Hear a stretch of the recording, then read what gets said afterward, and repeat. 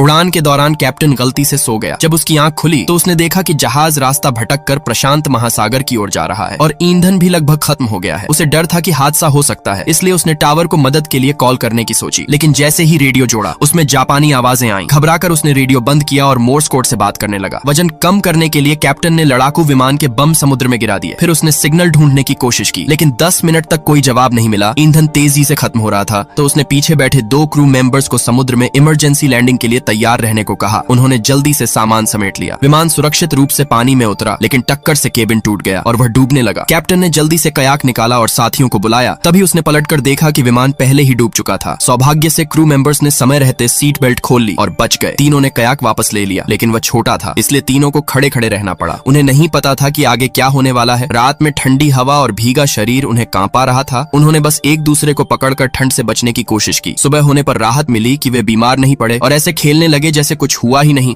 उन्हें लगा कि बचाव दल आ जाएगा, लेकिन कैप्टन चिंतित था। वह जानता था कि इस बड़े महासागर में खतरे हैं और उनके पास न पानी है न खाना। दोपहर तक तेज धूप में वे प्यासे हो गए। धूप से बचने के लिए उन्होंने कपड़े उतार दिए, लेकिन एक लड़का मानने को तैयार नहीं था। वह बस अपने हाथ में फंसे कांटे को देखता रहा। गुस्से में उसने कपड़े उतारे और ठंडक पाने के लिए समुद्र में कूद गया। उसका एक साथी भी कूदना चाहता था, लेकिन कैप्टन ने मना किया, क्योंकि नाव पर कम से कम 2 लोगों का रहना जरूरी था। यह सुनकर वह डर गया और जल्दी से तैरकर नाव पर वापस आ गया।